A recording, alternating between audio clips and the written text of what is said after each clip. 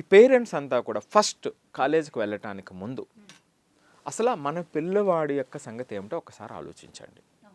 మన పిల్లవాడి యొక్క నేచర్ ఏమిటి? ఏ నేచరు? Academic nature.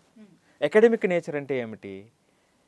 అతను చదివేటప్పుడు ఎంత ఇంట్రెస్ట్ చదువుతున్నాడు, ఏ సబ్జెక్ట్స్ మీద ఇంట్రెస్ట్ ఉంటుంది, బిహేవియర్. ఎస్, అన్ని సబ్జెక్టుల్లోనే ఇంట్రెస్ట్తో ఉన్నాడా లేదా కొన్నింటితోనే ఉన్నాడా, అతనికి కష్టంగా ఉన్నటువంటి టాపిక్స్ వచ్చినప్పుడు ఎటువంటి స్వభావాన్ని కలిగి ఉన్నాడు. అతను ఇప్పుడు ఉన్నటువంటి స్వభావం అంత కాదండి, అవన్నీ చేంజ్ అయ్యచ్చు. ముందు మనకు తెలిస్తే అతను ఎటువంటి స్వభావంతో ఉన్నాడు. ఓకే.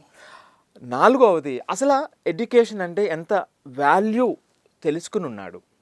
అంటే ఓన్లీ మార్కులు ఇందులో వస్తే ఓకే, రాకపోతే ఓకే అన్నట్టుగా ఉన్నాడా, నేను జీవితానికి రెడీ అవుతున్నాను అనేటువంటి కాన్సెప్ట్తో ఉన్నాడా, లేకపోతే మనం రెడీ చేయాలి. సో ఇలా ఈ కోణాలలో పిల్లల్ని మొట్టమొదట మనం అర్థం చేసుకోవాలి కాలేజీ కన్నా ముందు. ఇప్పుడు ఇది అర్థం చేసుకోకపోతే ఏమవుతుందంటే మీకు ఇతను అక్కడ అడ్జస్ట్ అవ్వలేడు, ఇతను ఆ అడాప్టబిలిటీని తీసుకోలేడు, ఇతను దానికి ఫ్లెక్సిబుల్ కాలేడు. ఓకే. రైట్. కానీ ఇప్పుడు ఇక్కడ మనకు జరుగుతున్నది ఏమిటి? పేరెంట్స్ అంతా ఏం చేస్తారు? కాలేజీకి వెళ్తారు, ఈ కాలేజీకి వెళ్ళారు, ఆ కాలేజీకి వెళ్ళారు. ఇందులో కొంతమంది పేరెంట్స్ని చూస్తూ ఉంటాం. సార్ మేము 4 కాలేజీలకు వెళ్ళాము, మొదటి 2 కాలేజీల్లో అసలు వాళ్ళు మాట్లాడేది మాకు అంటే అట్మాస్ఫియర్ కానీ లేకపోతే వాళ్ళు మాట్లాడే విధానం కానీ మాకు నచ్చలేదండి. 4వ కాలేజీకి వెళ్ళాము, ఆ 4వ కాలేజీలో అసలు అద్భుతంగా చెప్పారండి, అక్కడ వీళ్ళకి వాళ్ళకి తేడా చూసినప్పుడు అందుకని మాకు 4వ కాలేజీ నచ్చిందండి, అక్కడ జాయిన్ చేస్తున్నాం అంటారు. వీళ్ళు 2 నెలలు తెలియకుండా మళ్ళీ వెనక్కి వస్తారు. రైట్. సో అంటే ఆ పారామీటర్ కూడా ఏమవుతుందంటే అక్కడ చెప్పేటువంటి వ్యక్తి అంటే ఎవరు చెప్తున్నారు?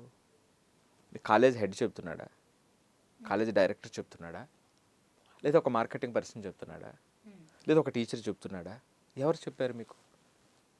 అతను చెప్పినటువంటి 100% అక్కడ జరుగుతాయని గ్యారంటీ ఏముంది? రైట్. కానీ అతను రైట్ మార్కెటింగ్ పర్సన్, ఇతను వీళ్ళని అట్రాక్ట్ చేశాడు. కానీ దీన్ని చూసి మనం చూస్తే లోపలికి వెళ్తే లోపల తెలుసుకోకుండా మనం వెళ్తే అక్కడ కూడా ఇబ్బంది ఎదురవుతుంది. సో అలాంటి ఇబ్బందులు చాలా చూస్తూ ఉంటాను నేను, అందుకని చెప్తున్నా.